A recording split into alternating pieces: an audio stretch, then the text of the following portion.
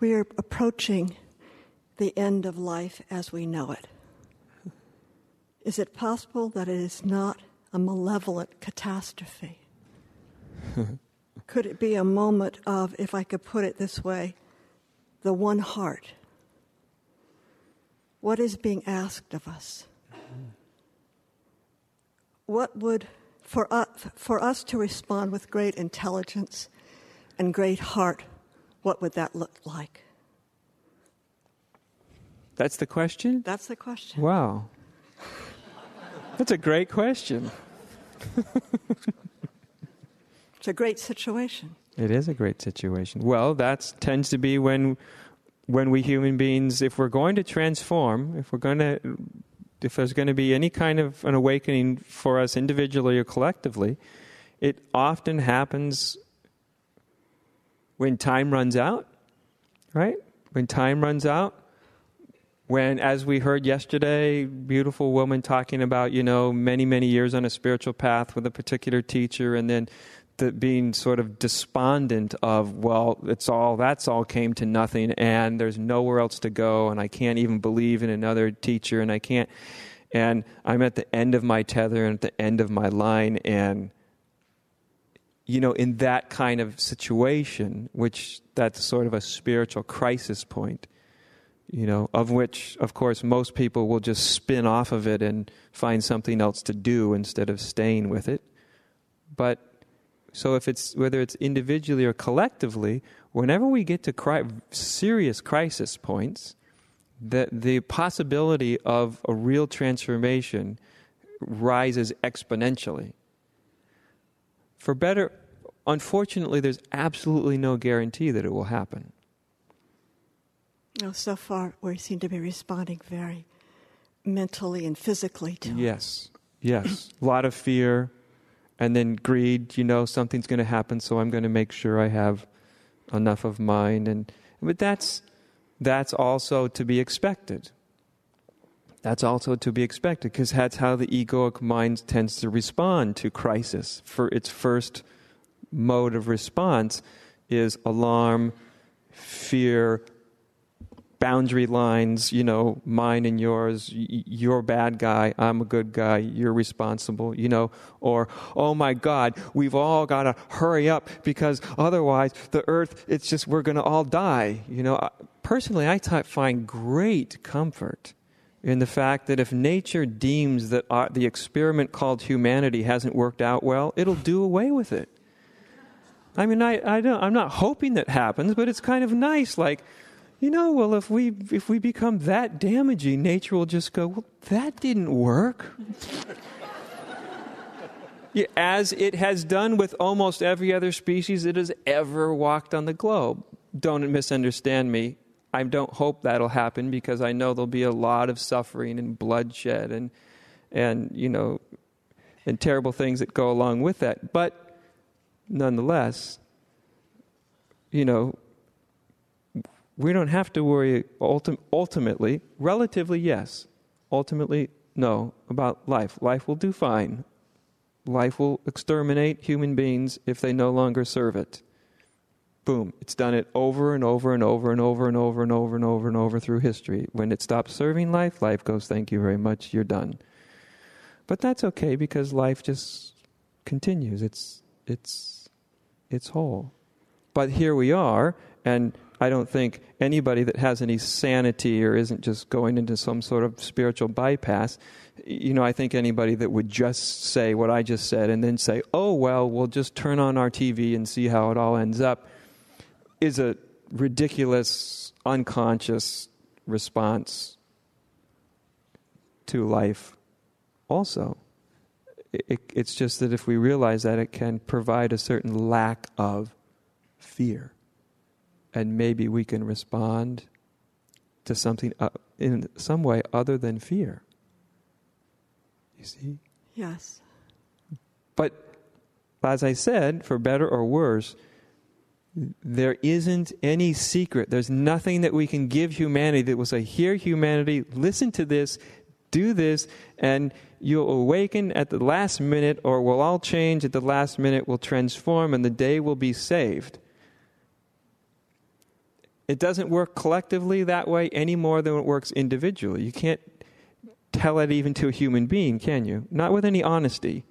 You can't go to a human being and say, here is my teaching, ingest it, and I will guarantee you awakening. The only person that does that is a total phony, because they're selling something that they don't have. It doesn't work that way. Transformation has never worked that way. It's something that often comes from inside when we start to run out of options. And it comes maybe also out of a concern or a love. Something that impels our consciousness beyond fear of what might happen, even beyond fear when you start to realize there's no time for fear anymore. The time is way too late to respond from fear. That's not an intelligent response. So you even go beyond fear. And you see, it's a paradigm shift, isn't it? Yes. A shift in one's consciousness, individually and collectively. And I think what makes it even more potent, as you know, there's no guarantee to it, you see? If we think there's a guarantee, then we all go to sleep. Like, in the year 2012, we're going to reach, the point of where enough people are awake that they're just going to pull everybody along with them, and we're all going to awaken into oneness. And it's a nice selling point, but you just kind of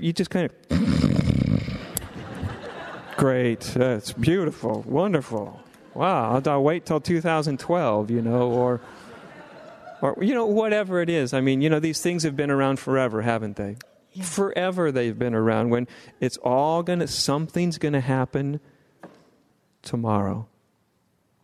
We love being the part of what's going to happen tomorrow, don't we? We love being a part of what's going to happen, something beautiful that's going to happen tomorrow.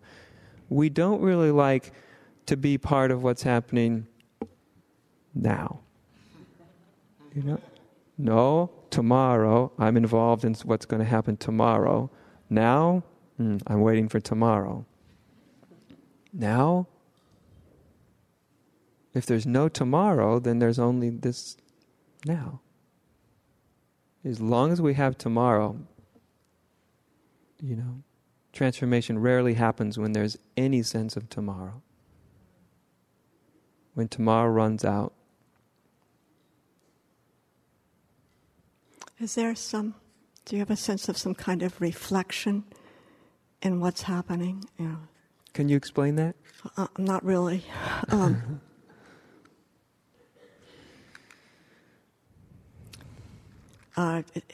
Sort of deductive reasoning, if it's all one. I don't know what I'm saying here. That there's a heartfulness in what's in this imminent catastrophe. There's a heartfulness in it. There's something that we are not separate from, and that is responding. That's part of us. I'm just groping here. Yeah, well, that's what you feel inside yourself. You feel that. You feel that. We're not separate. That's right. That it is a response. That's right. That's a heartful response. That's yes, the point. That's my sense. That's right. There can be a heartful response, again, not a response that comes out of fear. But I'm saying it itself, the catastrophe itself, is a heartful response. Sure. Yeah. Sure. Yeah. I mean, look at one's even personal lives, Most of us, I don't know about all of you, but I think the majority of us take us our biggest leaps in consciousness through some of the most difficult experiences. We don't like it that way. We're always trying to avoid difficulty. But if you look back over your life, often you go through, gosh, I went through that, and whatever it was. I went through this catastrophic divorce, or my parent died, or a loved one. And, some people, of course, get buried by those kind of things. But I think many of us human beings, we realize the greatest leaps in our consciousness often is propelled by sometimes great moments of suffering. the more conscious we get, the less suffering we need to transform. We only need suffering to the extent that we are unconscious or stubborn. But that's why the more conscious you get, you look back, and even the most difficult things that ever happened, you see, it's not like I'd want to repeat it, but you look back and you go, there was also something amazing happening, something incredible, right? It wasn't all just catastrophe. There was some real goodness at work that we often don't even want to acknowledge. Do you know? There was some great goodness at work. So there's some great goodness at work in everything that's happening.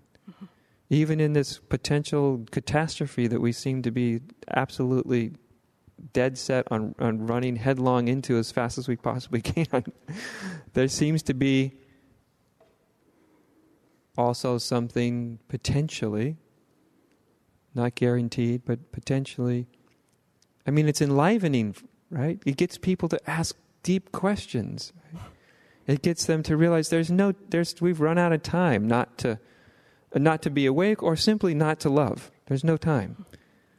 You know, when you've got an hour, a week to live, it's like there's no time to hold resentments anymore. It's all there is time is to open up and to love.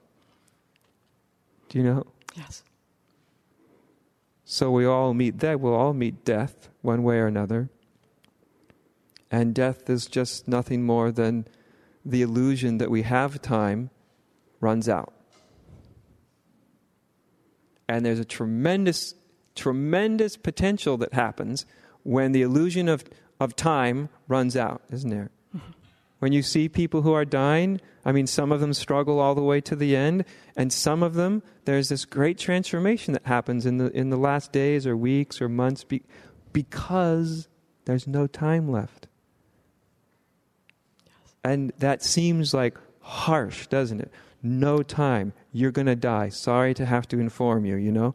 And it seems harsh and almost cruel that life would do that, and yet there's a whole other side to it.